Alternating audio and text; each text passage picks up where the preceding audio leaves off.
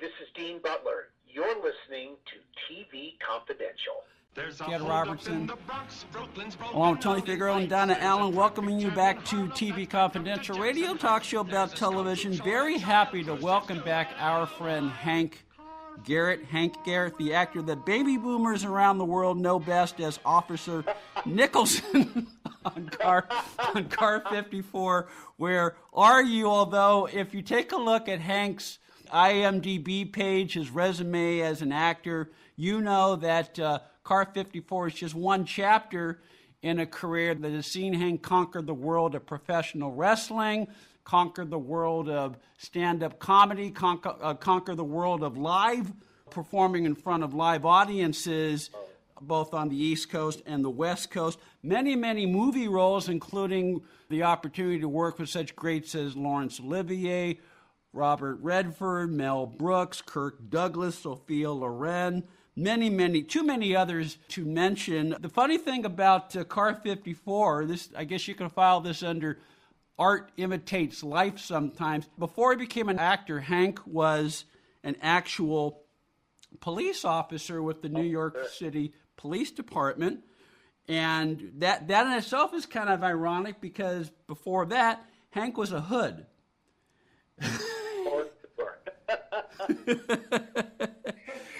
He grew up dirt poor in one of the toughest streets of Harlem, New York, and by all accounts, including Hank's account, he could have easily ended up dead or in prison before he was 13 years old, were it not for the intervention of several angels in his life, one of whom happens to be a man named Sammy Davis Jr. We'll ask Hank about that and more. These are just some of the stories that Hank shares in a marvelous book that we'll tell you more about in just a second. Hank Garrett, welcome back to our program. Yes. Sammy Davis Jr. was probably the most important angel of your life, but there are many, many others as well. I understand James Cagney was sort of a source of encouragement early on, wasn't he? Oh, absolutely. I was so fortunate that to meet these people who took a chance with me because they didn't know what I would be doing, and I had to prove that underneath that shield that I wore, there was a human being. So, yeah, Sammy Davis Jr. and so many others took the chance with me. And I pray they never regretted a moment of it. Well, I think somewhere in the great ether, they're very happy because they would know, as any of us who are familiar with your story know, that when given the opportunity, you took advantage of those opportunities and you built upon those opportunities to make a very successful, long-lasting, steady career for yourself. God works in many mysterious ways, but God is always there. And God is certainly blessing us today because we're having an opportunity to talk to our friend Hank Garrett, the actor known around the world as Officer Nicholson in Car 54. Where are you? Also the homicidal postal worker in 3 Days of the Condor, and a man who's worked with such legends as Tony Bennett, Count Basie, Duke Ellington, Sophia Loren, Peter Falk, Kirk Douglas, James Earl Jones, many, many others. Hank's memoir, From Harlem Hoodlum to Hollywood Heavyweight, available wherever books are sold through Britain Publishing. You can also find Hank's book, Amazon.com. You can follow Hank Garrett on Facebook. Tony and Donnie, you want to jump in? First of all, it's January. You know, I have a whole medley of Christmas episodes I have to watch in December, and of course, in that list is Car 54, Where Are You? I love the Christmas episode from that one. And you steal your scenes in that one, you with Al Lewis. Oh. No, I you know, it's such a wonderful episode, and I think it's super entertaining, but it has this beautiful arc, a beginning, middle, and end. It's one of the few episodes of that time period where the characters don't break the fourth wall and wish everybody a Merry Christmas, but it just kind of ends where, okay, our pageant is over, and now we have to go back to work. And it's a lot of fun to watch. It's on my list every December. I have to watch it. It's always fun to watch that and say, hey, I know that guy. Actually, I had the great fortune of being given the opportunity because I never thought I was going to leave the street. I was lost when I left 111th Street. I didn't know anywhere to go. I was never comfortable unless I was on the street. And people like Sammy Davis Jr. gave me a chance to see what life was like on the other side of that street. Wow. God is good. God is good. What was it like to work with Al Lewis and Fred Gwynn on Car 54? Oh, it was amazing. Al and I argued on camera, off camera, and we lived near each other. And he was fantastic.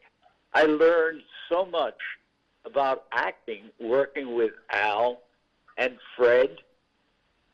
All I had to do was sit there and watch how they acted, how they took the performance in hand. I learned so much about performing and life from working with them because it gave me a chance to get off the street. Wow. Especially for a young comic, the opportunity to work with an old school comedian like Al Lewis, I would imagine, that was just a great opportunity not only to learn your craft as a performer, but to learn your craft as a funny person. Oh, absolutely. I wound up being the first white comedian to work the Apollo Theater. Whoa. And when I got on stage, people in the audience knew me from 111th Street. Oh, wow. I understand Nipsey Russell had something to do with you performing at the Apollo. He was responsible for my getting the shot as a white comic at the Apollo Theater. And all I had to do was say, no, I'm from Harlem. I'm from 111th Street between Park and Lexington. And they said, you survived 111th Street? I said, yeah, you had to be tough. And, wow.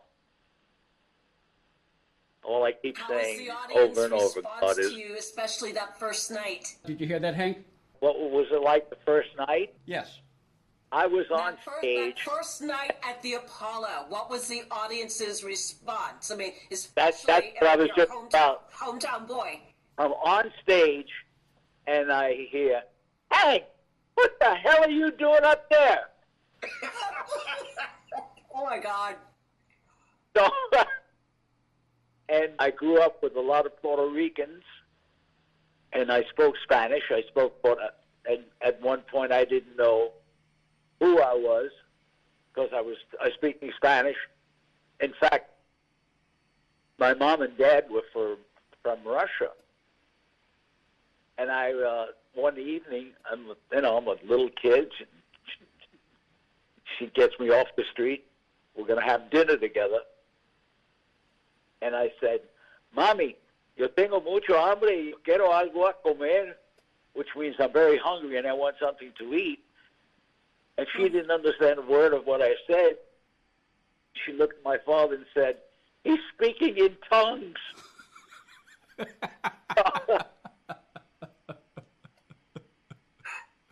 That was the kind of life I led.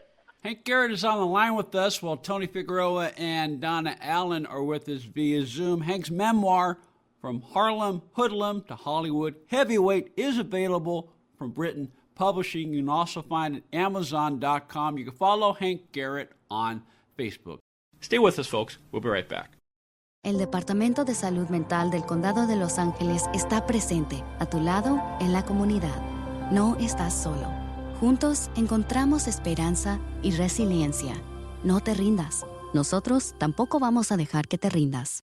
This portion of TV Confidential is brought to you by Salt River Therapy, a compassionate, confidential boutique therapy practice that offers quality therapies for individuals and couples, both in person in Brooklyn, New York, and virtually throughout New York State and New Jersey. Their specialties include anxiety, grief, low self-esteem, identity issues, and relationship challenges, while the mission of Salt River Therapy is to help you find your inner capacity for vulnerability, healing, and growth so that you can really understand yourself and your experiences, prioritize caring for yourself, and finally tackle the things that have been bothering you. The people at Salt River Therapy value being therapists who actually get you. They love connecting with clients who may be worried about being misunderstood or judged, or who might be afraid of change, or who aren't quite sure what's not working in their lives, but are hoping to find clarity, build resilience, and figure out their way forward. Salt River Therapy accepts most New York Aetna plans and have sliding scale rates available. To learn more about what they do or to schedule a free phone consultation, visit saltrivertherapy.com, saltrivertherapy.com. Hi, this is Kevin Pollak, and you're listening to TV Confidential. I'm from New York, of course. I went to T.W. Clinton High School. I was raised in Harlem, 111th between Park and Lexington. Well, there are a few of us here, but I got to tell you, I'm still having trouble adjusting to California. Explain why. Because I remember as a kid, the family was really family-oriented. A typical morning, my grandmother and my grandfather would get up, my mother and father, my Uncle Charlie, my Aunt Rose, my cousin Seymour, my cousin Ruthie, my brother Saul, my brother Murray. And before I knew it, I had that whole bed to myself. It was... Speaking in tongues, one of your many skills as a performer is you're a master of dialects. You can speak, you can do characters in many different languages. When did you first realize you could do that? When I saw a wonderful comedian named Sid Caesar, and I realized I copied him for a moment or two, and then I realized I could do that. I could create these sounds like I'm speaking a particular language. But actually I couldn't. Or, you know, my mother and father, I said, was from Russia, and so I would,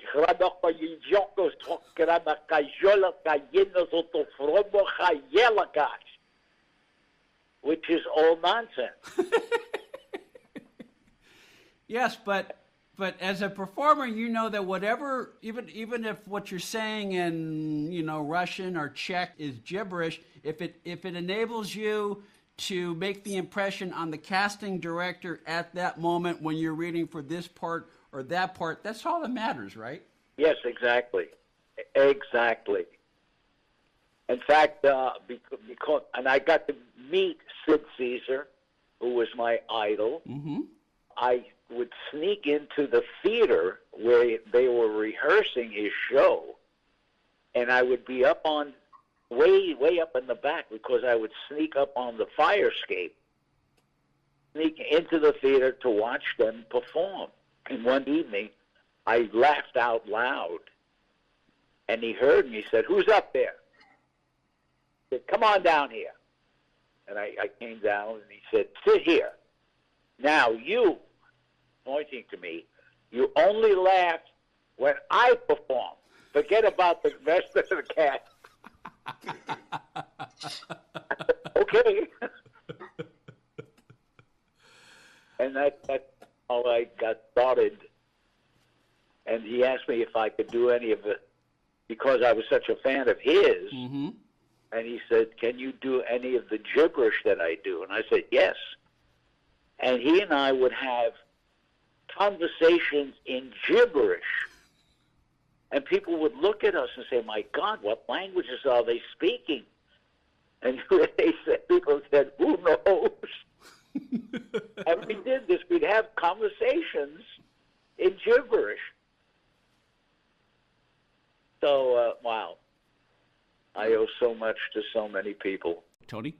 Yeah, if I could go back to that Christmas episode of Car 54, one of the guest stars was Carl Ballantine, and I know you had a great relationship with him. Oh, yes. The amazing Carl Ballantine, who never completed a trick. And everything he tried fell apart. And so, we became close friends. And I would watch him perform at so many different shows, and he was so amazing. The amazing Carl Ballantine, who never completed a trick. Everything would fall apart. At one point, he said, now I will take this blindfold. He put his blindfold on, take out a deck of cards, and said, the deck of cards will riffle down my arm, and the ace of spades will be spinning like a top. And he yanked off the blindfold and said, this I got to see myself. And that was Carl Ballantine, the amazing Mr. Ballantine. The amazing Mr. Ballantine. We're talking to the amazing Hank Garrett. Hank's memoir, From Hollywood Hoodlum, from Harlem Hoodlum to Hollywood Heavyweight, is available wherever books are sold from our friends at Britain Publishing. You can also find From Harlem Hoodlum to Hollywood Heavyweight, Amazon.com, where books are sold online. You mentioned, sneaking into the rehearsals of your show of shows. Another connection between your show of shows and your performing career, Hank, was Mel Brooks. About 15 years later, you had a role in the original producers that Mel wrote and directed. Yes, absolutely. Oh, wow. Boy, have you done research. It scares me to learn what you found out about me. Oh, I only found out the good stuff. Oh, okay, because if I hear a cop knocking on my door, I'll know where they got the information. What was it like working with Mel Brooks? Oh, he was amazing. They all were. I sat there like a child in a toy store, listening to and watching these incredibly amazing people. It was like going to school every morning and learning something new, meeting these amazing, amazing God-gifted people. Wow. Yeah. And just as important is you were coachable. You were open to learning, and you were ready to soak in and take what all these performers, these teachers were giving you, and you were able to channel that with your own ability, and the rest is history. You've been a working actor for a long time ever since. Yes. And as far as the book is concerned, it was my wife who wrote the book. Mm-hmm. And all I did was tell her about some of my experiences, and she put it in, she gave it life. Well, that's... Wow. Yeah, well, that speaks to another thing. You've always been a gifted storyteller. When did you first realize you were a great storyteller? Whenever I got in trouble. And I got in trouble all the time. Oh, yeah. And, somebody once said, next thing you're going to say about the dinosaur that you fought off to get here, and because that'll explain why you had a gun in your pocket. Oh, yeah, I was 12 years old, and I was carrying a piece. Wow. Well, but as we say, you lived in a tough part of town. That was often a way of life. Oh, absolutely. I was given the gun by an older gentleman. He said, "Do you have it? You got a piece on you?" And I said, "No." He said, "Well, you have one now." He said, "Now you don't have to look and feel naked anymore." Wow. Did you ever have to fire it? No. In fact, And this is the most amazing thing. My adopted brother found the gun and gave it to my father. My father woke me up and said, and he had the gun in his hand. Now, my father was a big guy. Mm-hmm.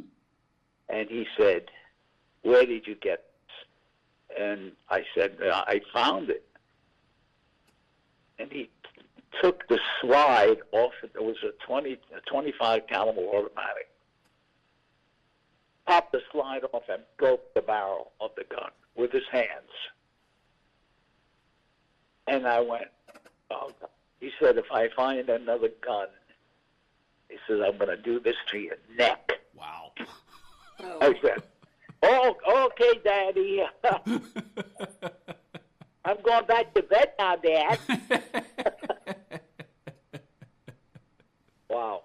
Hank Garrett is on the line with us while Tony Figueroa and Donna Allen are with us via Zoom. Hank's memoir, From Harlem Hoodlum to Hollywood Heavyweight, is available from Britain Publishing. You can also find it at Amazon.com. We'll take a quick time out. We'll talk some more with Hank Garrett when we come back on TV Confidential.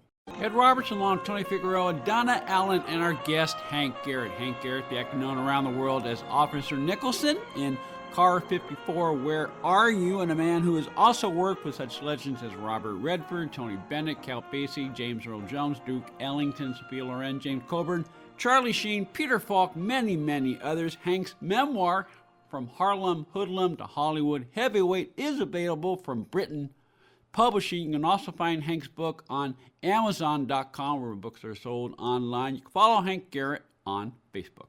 You mentioned your dad was a big guy. You're a big guy too, Hank. I mean, we mentioned you're a professional wrestler, and you've always taken care of your body. And I know for a long time you did weight training. I mean, what do you do to stay in shape these days? Still pumping iron. In fact, my wife and I were at the gym yesterday, and she works out. We work out together, and we do rep for rep, pound for pound. So, we love going to the gym together. Well, here's a cliche for you, Hank. Sound body also leads to a sound mind and vice versa. So obviously what you're doing is keeping you in shape physically and keeping you sharp. Oh, absolutely. Absolutely. And we love going to the gym. And it's and my wife, who is a gorgeous lady, and she'll do everything that I do and do it a lot better with classier form than I do. But we don't pump heavy, but we do work out and love it. Tony? Yeah, I wanted to go back to the gun, kind of. I know your father broke that one, but you became very proficient in the art of quick draw. I know that's something that you and Sammy Davis Jr. have in common. Oh, yeah, absolutely. I belonged to a quick draw club where you had to draw against a clock. There was a trigger on the clock, and as soon as you took your hand off the trigger, the clock started, and you had to pull, fire, and go back into the holster. So I belonged to a quick draw club in New York at that time. Wow, I had forgotten all about that. But I remember seeing Sammy use that technique on an episode of The Rifleman and on the Carol Burnett show. Did you ever get to do that professionally, or was that just a hobby? Just a hobby. In fact, I went up against Sam. He drew fire twice before I can even pull out the gun out of the holster. Wow. Yes. He's an amazing guy, Sam. Very, very amazing guy. Tony mentioned it is January as we are speaking to you, Hank. When I think of January, I think of Elvis Presley, and I understand you once sparred with Elvis in Vegas. Oh, yes. Wow. I had been training martial arts for the longest time. I started when I was 12. And Elvis heard that I was very much into martial arts, and so was he. Mm-hmm. In fact, he had a motorboat, and on the side it said karate. So we got together and we sparred, and he was incredible. He did a lot of flying side kicks, and boy, he was all over the place. And we became friends, but he was traveling all over the world, personal appearances. And it was a terrific guy. Wow. I understand that at one point, Elvis called you sensei. Oh, when he saw me, yes. Sensei means teacher. Yes. And he saw some of the things I did. And when he heard that I had been a pro wrestler, and he said, "What haven't you done?" And I just stared at him. I was still in awe of being in his company. And so he said, "Boy, you've done so many things. May I refer to you as sensei?" I said, "I'm not a teacher. No. He said, "Please, it would be my honor to know you as sensei." And that's where the name came from. Yeah, and I understand from what I've learned about the martial arts that for him to call you sensei, Hank, was the highest possible compliment he could have given you. Oh, absolutely. Absolutely. Because it means esteemed teacher. Wow. Donna? Hank, I'm listening to you talking about icons. Every name you've mentioned is an icon. Can you tell us the story about James Earl Jones, another icon? Oh, yes. James and I co-starred. We had a series together. And it was called Paris. We were both detectives, and I was in awe of James Earl Jones. Had seen him before we did the show. He was on Broadway. He was doing a show, and I just sat there with my mouth open watching this man perform. And I got to meet his dad. His dad was an actor. And then when Jimmy and I were doing a series together, wow. The Harlem Hoodlum working with James Earl Jones. God is good. Wow. Hank, I'm listening to you. I mean, your experiences from comedy to drama. As an actor, is there really a difference? Or are they just roles, just characters that you approach the best way you see fit? You have to have a sense of humor to be a comic. And I was so in awe of all the comics that I saw. Red Skelton, Red Buttons, Danny Kaye. Oh, these were my idols. And so when I got a chance to stand up and do my part of what act, and I started writing. I wrote most of the material that I did, and I was flattered. I wound up being Tony Bennett's opening act for 4 years because he loved what he saw of my act. Wow. Boy, I'm here. I'm talking to you. I swear to you, I've got my mouth open, thinking about all those golden opportunities that were presented to me. Wow.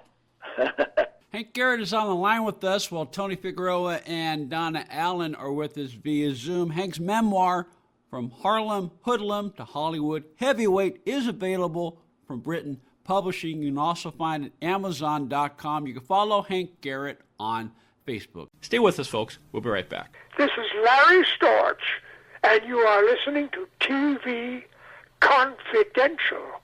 There, what do you say to that? You had 3 already. That one's mine. Oh, his half, fair enough. Well, I didn't expect it to be fair. You got the half with the jelly in it. I understand another legend that you worked with and who was also influential to you, especially early in your career as a stand-up, was Larry Storch. Oh, Larry. Oh, my God, you guys. Wow. Things that I completely forgotten about. Larry Storch. Brilliant, brilliant Larry Storch. Yes, I had the great fortune of working with Larry, and then, oh, my God. Yeah, he did a guest appearance on Car 54. Mm-hmm. And I got to spend a bunch of time with him. Being, oh, God. I was such a fan of Larry Storch. And then getting the opportunity to work with him. Wow. Amazing. A dream come true.